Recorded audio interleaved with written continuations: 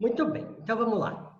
Estamos começando agora, então, o curso de Responsabilidade Civil com a doutora Andressa e a gente vai decidir algumas coisinhas. A primeira coisa que a gente vai decidir com a Andressa, antes dela falar tipo, oi, boa noite, etc, é se a gente vai trabalhar com pergunta via chat ou via ao vivo.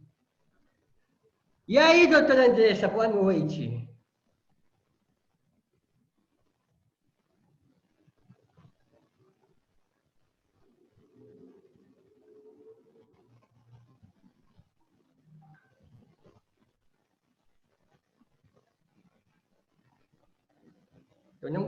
Eu não tô pegando o teu áudio. Ah, e o pessoal tá mandando no chat também que tá sem áudio. Melhorou? Agora sim. Eu tava com o fone, eu acho que ele tava mal conectado. Bom, sobre as perguntas, eu acho que a pessoa que tiver a dúvida, como ficar mais... O jeito que ela ficar mais à vontade, por mim, tanto faz. Se de repente ela quiser me interromper, não tem problema nenhum. Ou então, se quiser mandar no chat, lá pro final do bloco, pro final do assunto, eu dou uma olhadinha e quem tiver mandado, eu respondo. Então, para mim, tanto faz. Então vamos fazer o seguinte: a turma que não tiver vergonha de dar tapa à cara, então abra o vídeo, só abrir o vídeo, você vai abrir aqui do lado da Andressa, e aí a hora que ela libera a pergunta para você. Quem mandar no chat, então deixa o chat por minha conta, que eu vou sumir aqui e eu vou ficar no chat, tá? Como é ao vivo e é online, a gente tem o costume de fazer blocos de 30 minutos, porque já está mais do que estudado que a gente não consegue passar de 25 minutos pensando, tá? Então a gente vai fazer assim, 30 para 5, levanta, faz xixi, toma uma água e volta, não fica na tela do computador, porque senão não vai funcionar. E o que a gente quer é que você aproveite, tá?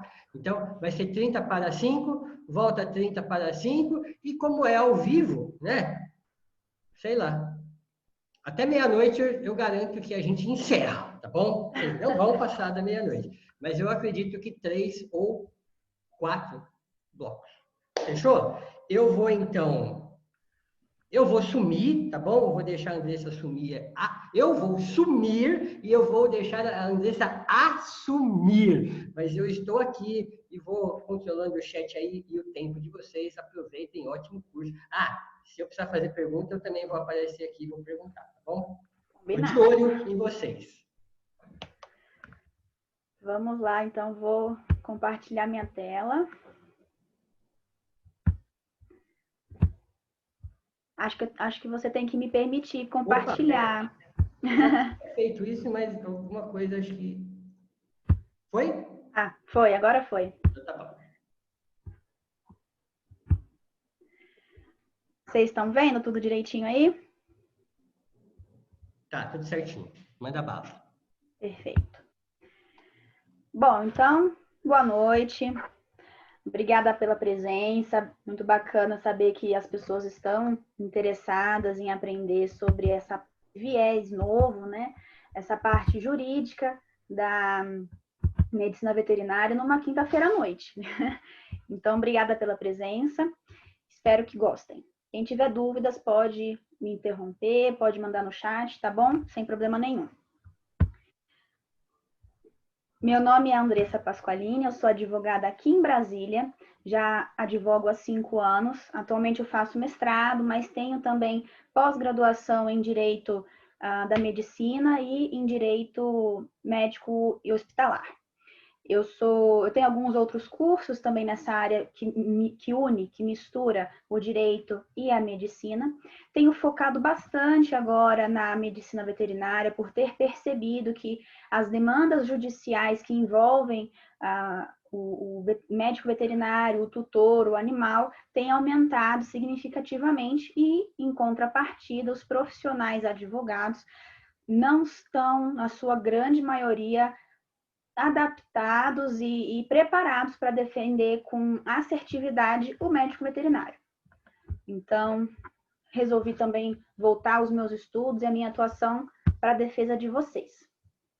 Nessa primeira parte, a gente vai estudar o Instituto da Responsabilidade. Nós vamos ver um breve panorama histórico para conseguir contextualizar melhor a responsabilidade. Nós vamos ver o conceito dela, quais são os pressupostos, ou seja, o que é necessário existir para que a responsabilidade possa ser aplicada ao profissional, quais são as espécies, porque existem 2 tipos de responsabilidade, e qual que é a diferença entre a responsabilidade do médico veterinário e do estabelecimento veterinário. Primeiro, contextualizando a questão da responsabilidade. Essa ideia de revanche, de revidar, de você ter de alguma forma o prejuízo reparado, ela sempre existiu. Desde os primórdios da civilização, os seres humanos, eles buscavam, só que antigamente de uma forma agressiva, impositiva, a reparação do dano, numa espécie de vingança privada. E aí, na sua grande maioria, para não dizer em 100% das vezes, essa vingança privada, ela era algo físico.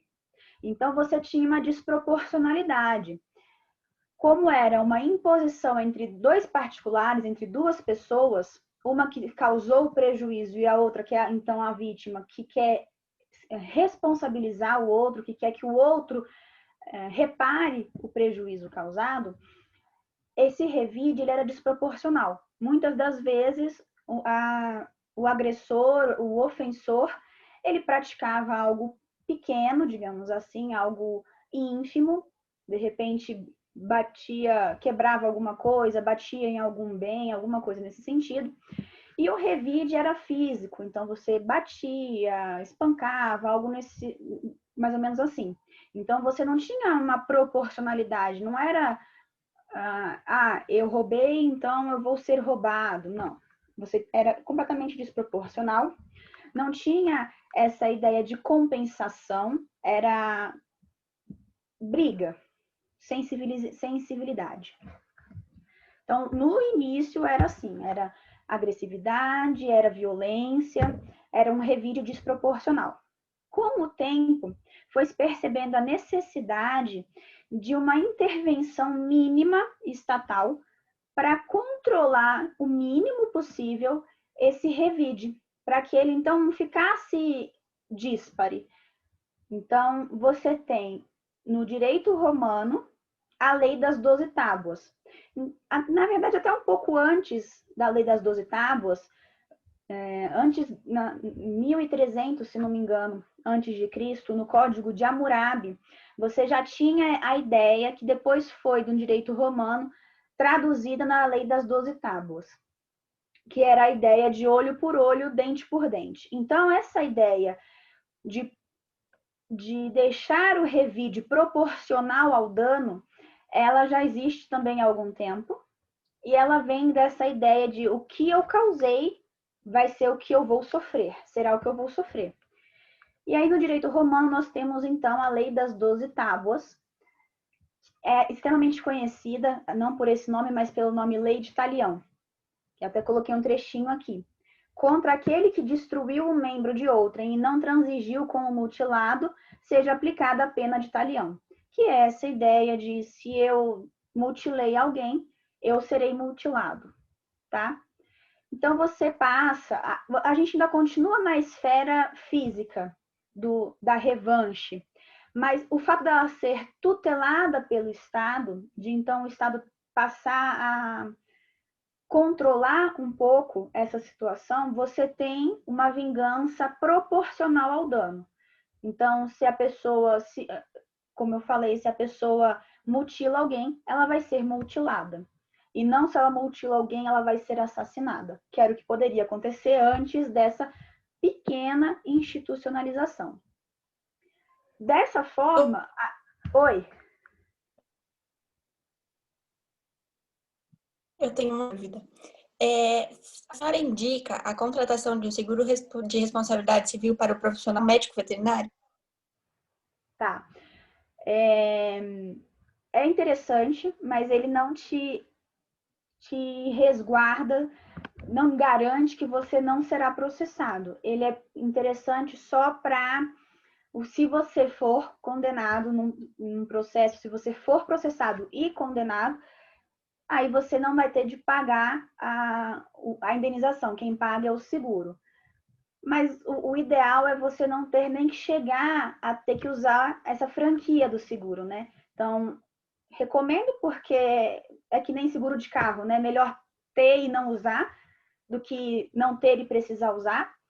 Mas o que eu realmente indico é contar com alguma assessoria preventiva para que você possa, se tiver alguma dúvida ou algum problema na sua atuação, você tenha a quem recorrer antes dessa parte processual de fato. Bom, nessa parte, então, da pequena institucionalização do revide, da vingança privada, o objetivo era que o poder público, que o Estado a ideia era que o Estado, o poder público, ele fizesse às vezes de um fiscal. Ele funcionasse como um vigilante para manter essa proporcionalidade e para manter a equidade, evitando exageros, abusos.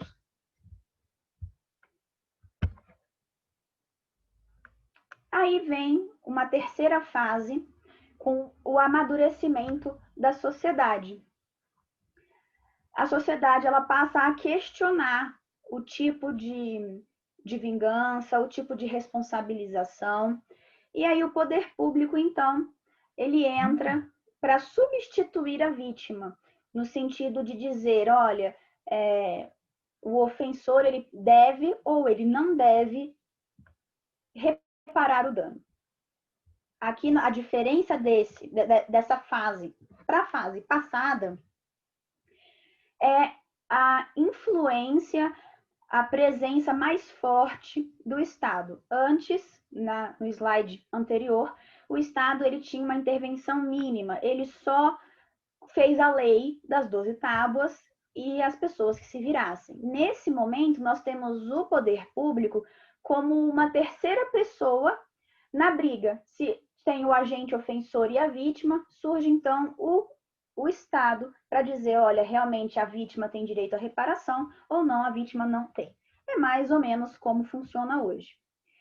Nesse momento, com essa mudança da intervenção estatal, nós passamos para um período chamado de composição. Então, agora nós não temos mais olho por olho, dente por dente, não é mais físico. A reparação do dano, ela vai ser monetária. Então, se eu causei um mal, se eu causei um prejuízo, um dano para uma pessoa, eu vou ter que reparar esse dano com o dinheiro, que também é mais ou menos a forma que nós conhecemos hoje.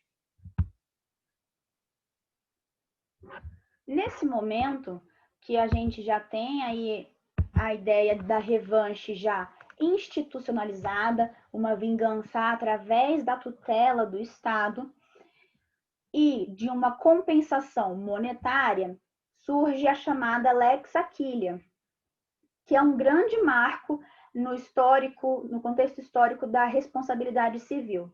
Por quê? Até agora a gente não falou de culpa, não sei se vocês repararam, mas nos primórdios da civilização e na época da lei das 12 tábuas no direito romano, não se preocupava em saber se o agente ofensor, se ele tinha agido com culpa, com intenção ou não. Era independente. Se tivesse agido de propósito, bem, se não tivesse, também tanto faz. Ele seria responsabilizado. Nesse momento, a Lex Aquilia significa exatamente isso, a importância que o elemento culpa ganha nessa soma de fatores. Então, você precisa saber qual foi o grau de culpa, se foi 100% intencional aquele dano, então ele vai ter 100% de culpa, então ele vai ser responsabilizado em 100%. Se ele tiver agido não com tanta culpa, então todo o resto vai ser balizado de acordo com o grau de culpa. A responsabilização do agente ofensor vai ser de acordo com a culpa com que ele agiu. Nós temos, então, duas evoluções nesse momento.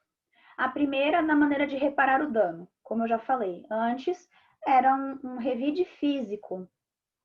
E depois passou a ser, então, uma compensação monetária. A segunda evolução, a segunda mudança, surge com a Lex Aquila, na importância de se apurar a culpa. Aí, voltando o cenário para o Brasil, porque é importante lembrar que essa Lex Aquila, ela influenciou muito fortemente o direito francês, que começou a aplicar, então, a necessidade de se apurar a culpa para, então, analisar se há ou não a responsabilização, uma responsabilidade do agente ofensor. E aí essa ideia foi tão boa, pegou tão bem no direito francês, que vários outros ordenamentos, vários outros países resolveram seguir essa ideia de culpa. E o Brasil foi um deles. Então, o Código Civil de 1916, que era o anterior ao que a gente usa atualmente, ele seguiu essa ideia do direito francês, a ideia da Lex Aquila, e acolheu a teoria da culpa. Então, no Código Civil de 16, o que era fundamental para você responsabilizar alguém era saber se tinha agido com culpa ou não. Já no atual código, que é o Código Civil de 2002, que é relativamente recente, nós temos dois sistemas, dois tipos de responsabilidade. Uma, que é a que predomina, ela não apura a culpa. Tanto faz se houve culpa, se foi um ato intencional ou não. O segundo tipo, ele precisa que o agente ofensor tenha agido com culpa para que haja a responsabilização. Nós vamos ver mais adiante a diferença entre elas. O seu áudio está mudo. Esqueci. Esses dias eu vi um estudo da frase mais falada no Covid, que é: o seu microfone está desligado. Então já estamos na estatística. Olha aqui, vou fazer a pergunta da turma que está tímida, tá? Perguntar primeiro se existe alguma tabela ou alguma coisa do tipo para a gente saber como é que funciona essa mensuração da culpa. Não. E já completando, então, algum tipo de exemplo para o pessoal entender o que é homicídio culposo e doloso. Tá. Peraí que apareceu mais uma pergunta. Deixa eu ver se é isso aí mesmo. Ah, não, depois eu vou te fazer mais uma. Agora eu vou embora. Essa outra. Tchau. Tá bom. Não tem uma tabela para a gente verificar o grau da culpa, né? Acredito que, na verdade, essa ideia de grau de culpa, se era muito culpado ou pouco culpado, era mais mesmo antigamente, nessa época da Lex Aquila. Hoje a gente trabalha com houve culpa. Não importa se foi um pouquinho ou se foi muito, se foi completamente culpado. Houve culpa, acabou, tá? Mais adiante eu vou explicar para vocês a diferença entre essa responsabilidade que independe da culpa e a responsabilidade que precisa da culpa, tá?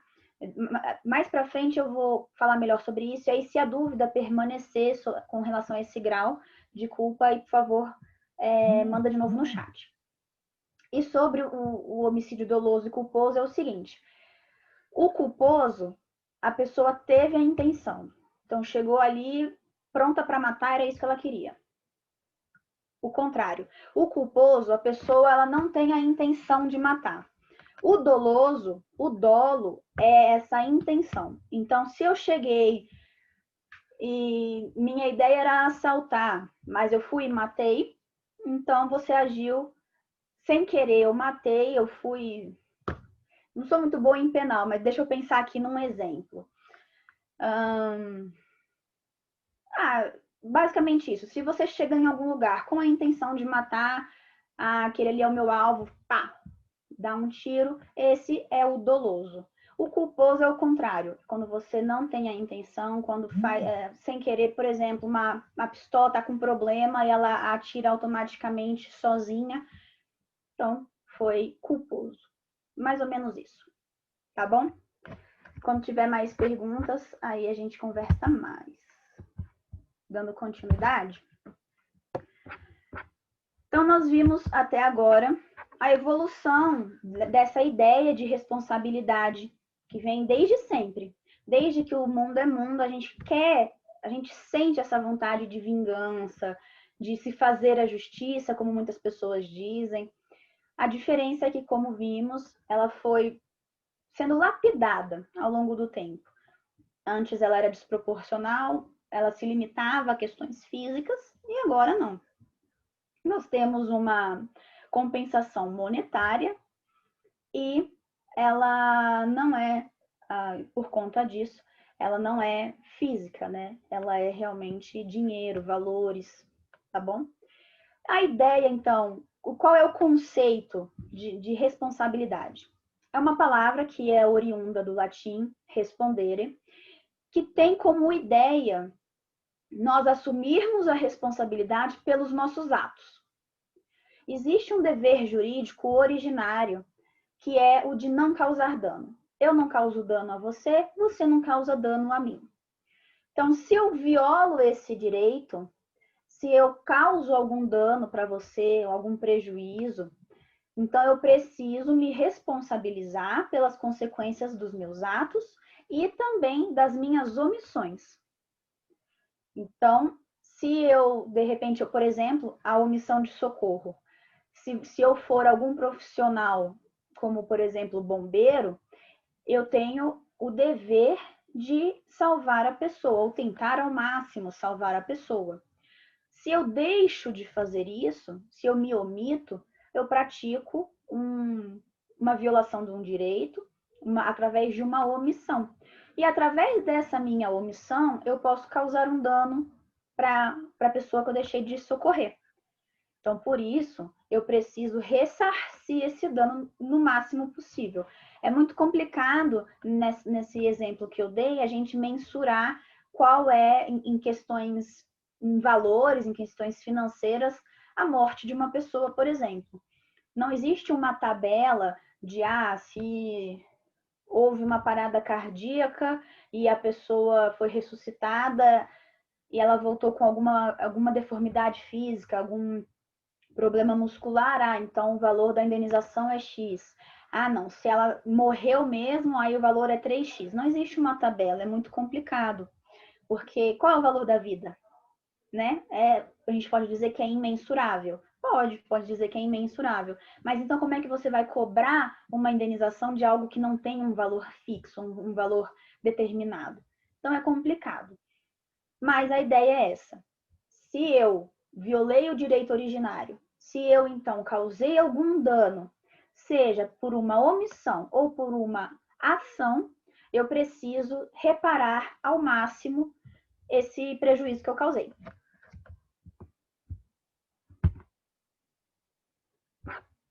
E aí, então, se nós já sabemos que responsabilidade é assumir as consequências dos nossos atos, o que precisa existir na nossa atuação, na nossa ação, na nossa omissão ou na nossa conduta, para que a responsabilidade fique ali configurada, caracterizada.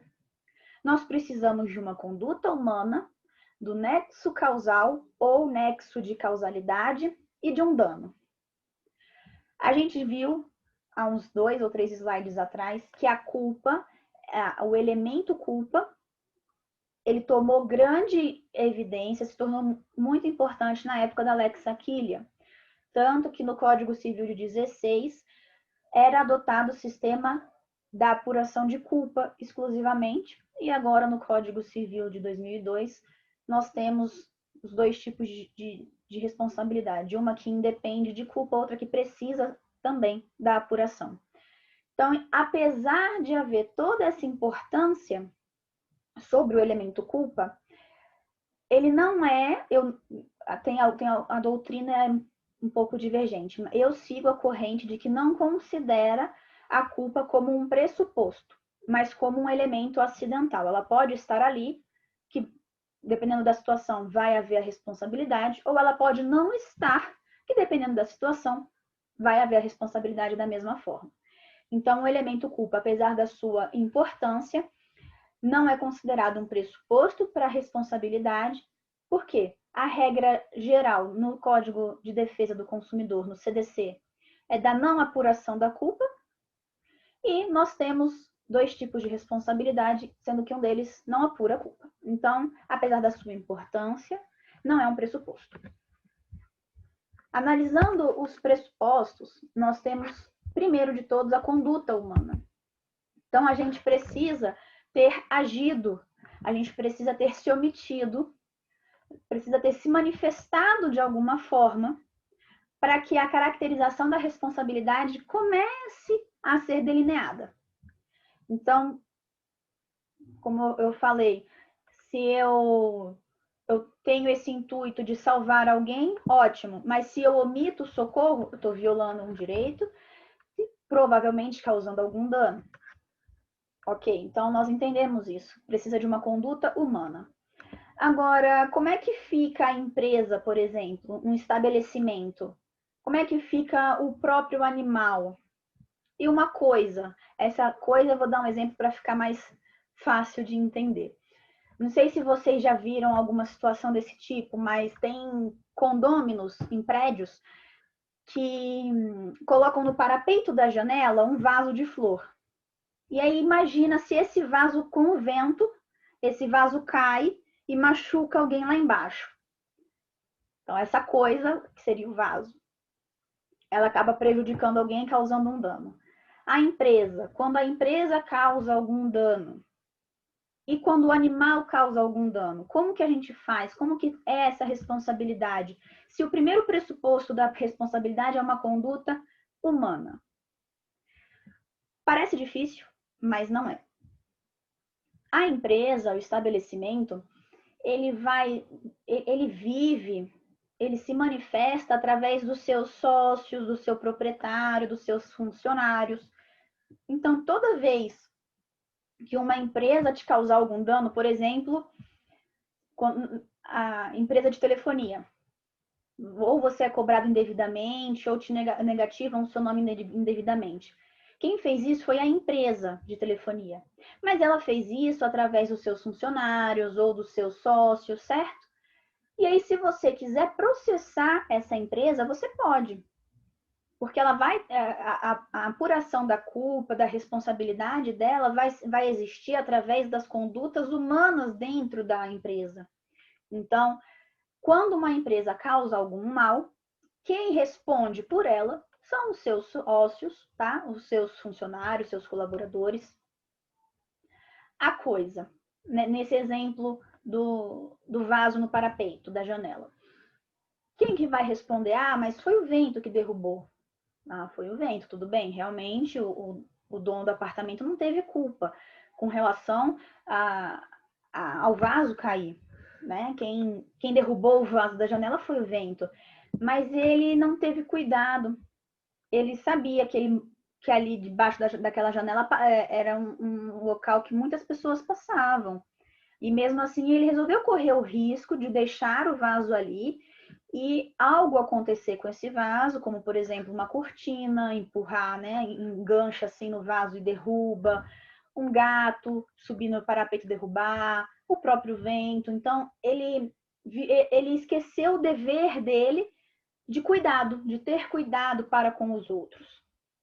Então, nesse caso da coisa, que eu exemplifiquei através do vaso, quem vai responder é o dono do apartamento. Agora, um animal. Também vocês já devem ter visto alguma notícia nesse sentido. Num condomínio de prédio, uma pessoa vai passear com... Pode ser até um condomínio de casa, né? Um condomínio qualquer, uma rua, na vizinhança. A pessoa vai passear com o cachorro dela, sem coleira, sem focinheira, sem guia, sem nada. Ah, eu confio no meu cachorro é bonzinho, meu cachorro é tranquilo. Aí, um belo dia, nunca aconteceu nada, mas um belo dia, o cachorro encasqueta com alguém, com algum vizinho, e morde a perna do vizinho. Aí fica aquela ferida feia, inflamada. Como é que você vai processar o cachorro? Você processa o dono do cachorro. Então, todo todos os problemas, todos os danos que os animais cometerem, os seus donos, os seus proprietários, seus tutores serão responsabilizados. Então, em que pese o primeiro elemento, o primeiro pressuposto para a caracterização da responsabilidade ser uma conduta humana, essa conduta humana ela é abrangente. Ela é uma conduta humana que pode se dar através da empresa e é uma conduta humana que pode se dar através da não observância do dever de cuidado, seja através da coisa ou através do animal. Se você tem um animal, você precisa passear com ele da forma correta, com uma guia para ele, até para ele também não se machucar, né? De repente se assusta com um barulho, vai para o meio da rua, é atropelado. Então, ao andar no exemplo, ao andar com o cachorro sem coleira, sem guia, sem focinheira, o proprietário, o tutor, ele deixou de observar o dever de cuidado, tá? Então, essa conduta humana, ela se dá através dessas duas situações, ou através de empresas, ou através da falta do dever de cuidado, tá bom? O segundo pressuposto é o nexo causal. Vamos lá, eu estou aqui falando já tem um tempo e eu sempre falo, conduta humana, dano, conduta humana, dano. Bom, o que eu preciso para unir, para ligar a conduta humana ao dano? Preciso do nexo causal. Então, o nexo causal é esse vínculo entre a conduta e o dano. A gente não vai conseguir falar sobre responsabilização, sobre responsabilizar alguém se essa conduta não violou um direito. Ou se essa conduta até violou um direito, mas ela não causou um dano. Nossa, mas como assim? Existe alguma situação que a pessoa viola um direito e não causa um dano? Sim. E é um exemplo bem fácil, que a gente nem percebe. Sabe quando você tá atrasado, tá correndo no trânsito, e aí você vê o sinal amarelo e você fala, não, vai dar tempo, vai dar tempo, vai dar tempo. Aí você passa no vermelho, você violou um direito, né? Você cometeu uma infração de trânsito. Mas você não causou dano para ninguém. Você não bateu o carro, não atropelou ninguém, não capotou, nada. Você só furou o sinal. Então, não tem um nexo causal, porque não houve um dano. Você só teve uma conduta ilícita, uma infração de trânsito. Você vai poder ser multado, mas às vezes nem isso.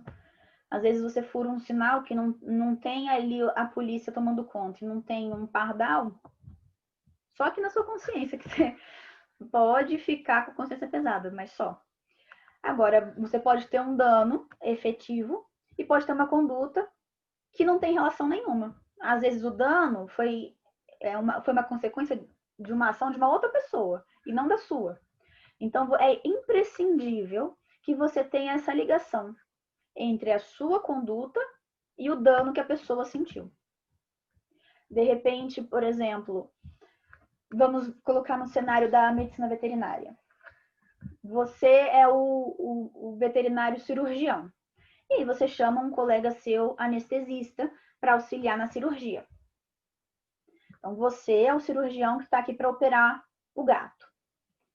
Aí o anestesista vai e erra, sem querer, ele coloca o medicamento numa dosagem um pouquinho acima do que devia. Como o gato era obeso e era idoso, ele tem uma parada cardíaca. O gato fica lá mal, passando mal, não sei o quê, e morre. Aí a tutora, ela vai falar com quem? Com o cirurgião. Aí o cirurgião não tem esse nexo, não tem essa ligação entre a conduta do cirurgião que operou e o falecimento do gato. Então, por mais que a tutora vá lá e reclame com o cirurgião, não tem essa ligação, o cirurgião não vai poder ser processado. Nesse exemplo simples. Fala, Renato. Aí você falou que precisava de um anestesista, eu cheguei, né? Sabia. Aí você falou que eu matei o gato, eu até ia contar uma piadinha, aí eu fiquei sem graça. Falta 1 minuto para o nosso primeiro bloco terminar. Eu vou deixar você aí com 2 perguntinhas, mas você não vai responder, tá? Beleza. Olha, Alguém me perguntou aqui, perguntou para mim não, né? Perguntou para você, se é algum tipo de crime um veterinário mudar o protocolo de outro veterinário. Aliás, nem sempre é veterinário, às vezes é balconista que faz isso. E a mesma coisa de você falar mal de outro veterinário, se isso é algum tipo de crime ou só antiética da parte do colega. Mas você fica quietinha, a gente volta exatamente em 5 minutos. Pode cronometrar aí, a gente abre de novo, você volta com o mesmo link, tá bom? Espero todo mundo daqui a 5 minutinhos. Vamos. Tchau. Tchau, galera.